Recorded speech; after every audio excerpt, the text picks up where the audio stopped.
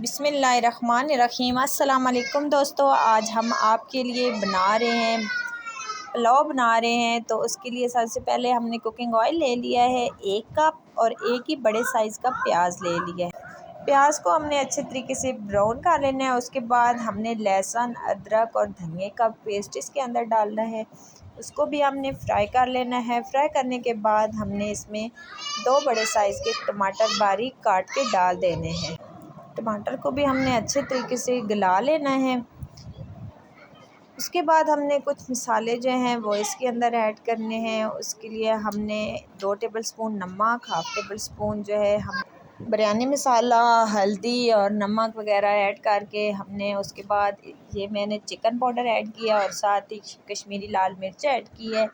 इनको हमने अच्छे तरीके से भून लेना है। भूनने के बाद हमने इसमें गोश्त डालना है। गोश्त जो है मेरे पास किलो से 1.5 किलो जो है वो 1.5 किलो मेरे पास मौजूद है गोश्त, वो हमने इसके अंदर डालना है और इसको अच्छे तरीके से भूनना है। ये मैंने पहले प्रेशर कुकर में इसकी यखनी बना ली थी और आज हम इसका जो है वो यखनी पुलाव बनाएंगे। पहले मैंने यखनी बनाई है, वो वीडियो मुझसे जो है वो छूट गई है, वो नहीं बना सकी। तो इसलिए अभी हमने अच्छे तरीके से गोश्त को भूनना है। भूनने के बाद हमने इसमें वही यखनी ऐड करनी है जो हमने बना के रखी हुई थी। इसमें मैंने कुछ खड़े मसाले डाल के यखनी बना दी थी और इसको हमने बॉयल होने के लिए रख देना है। जब अच्छे तरीके से बॉयल हो जाएंगे तो चावल मेरे पास जो है वो सेला चावल हैं, वो मैंने भिगो के रख दिए थे। तकरीबन 1 किलो चावल हैं। तो सब साथ ही हम जो है वो सब्ज़ मिर्चें ऐड करेंगे और ज़ीरा ऐड करेंगे और बॉयल आने का इंतज़ार करेंगे। जब बॉयल आ जाएगा तो हम ये चावल जो सारे हैं वो इसके अंदर डाल देंगे और अच्छे तरीके से चावलों को मिक्स करेंगे। फुल जो है वो बॉयल आने तक, पानी खुश्क होने तक हम इसको पकाएंगे ताकि अच्छे तरीके से ये पक जाए और मज़ेदार सा हमारा यखनी पुलाव पक के रेडी हो जाए। तो देख सकते हैं आप काफ़ी हद तक पानी जो है वो खुश्क हो चुका है। अभी हम इसको दम लगाएंगे।